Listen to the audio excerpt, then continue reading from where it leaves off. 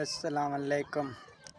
पेशावर ज़ल्मी की हार पे दुख हुआ, हमें दिल टूटा पेशावर ज़ल्मी की हार से। क्या बोला तूने? नहीं पहले क्या बोला? चल चलो जाके इलाज कर। बाबर आजम ने अच्छी बैटिंग की, सैम अयूब ने अच्छी बैटिंग की। आसिफ अली से बहुत उम्मीदें थी, आसिफ अली को देर से भेजा गया, बट जो नसीब में होता है वही मिलता है। तो पेशावर ज़ल्मी का आज बुरा दिन। कौन है ये लोग, कहाँ से आते हैं ये? पेशावर ज़ल्मी की जानिब से भी अच्छी पार्टनरशिप लगी थी, बस एक डिसमिसल की वजह से सारी टीम एक के बाद चलती बनी। बाबर आजम अकेला क्या कर सकता था।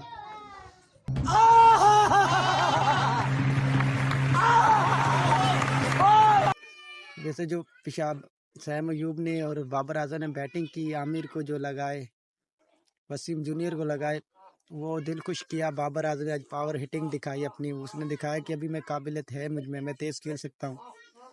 एंड में आके बाबर स्लो हो गए थे, उसमें थोड़े से रन रेट पे फ़र्क पड़ा, बट कोई बात नहीं, जो नसीब में होता है वही मिलता है। तो कॉन्ग्रेचुलेशन कोयटा ग्लैडिएटर को मुबारकबाद देते हैं।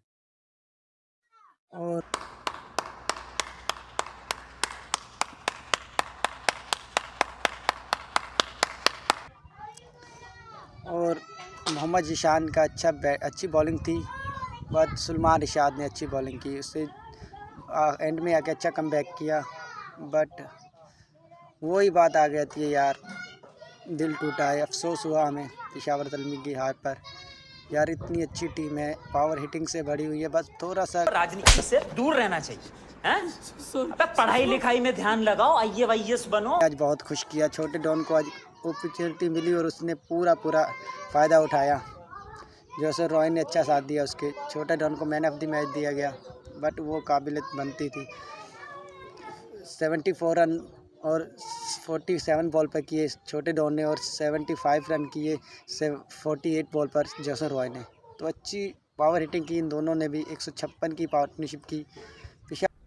बाय बाय टाटा गुड बाय गया।